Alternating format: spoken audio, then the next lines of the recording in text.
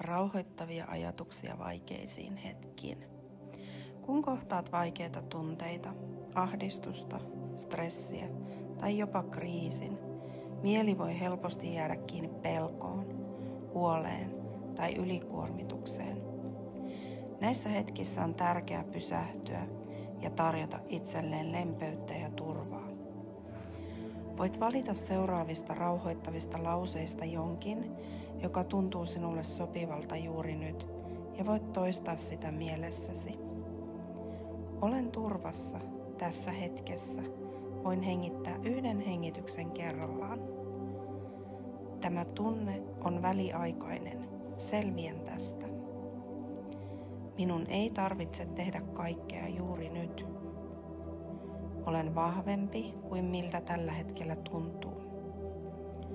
Voin selviytyä tästä askel askeleelta, hetki hetkeltä.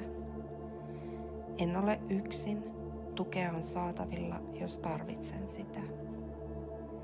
Tämä on vaikeaa, mutta pystyn selviämään vaikeistakin asioista. Minulla on lupa huolehtia itsestäni juuri nyt. Hengitykseni on ankkurini, sisäänhengitys tuo rauhaa ja uloshengitys vie jännityksen pois. Voin päästää irti asioista, joihin en voi vaikuttaa, ja keskittyä siihen, mihin voin. Voin tarttua yhteen pieneen asiaan, joka tuo lohtua ja vakautta. Teen parhaani niillä voimavaroilla, jotka minulla juuri nyt on.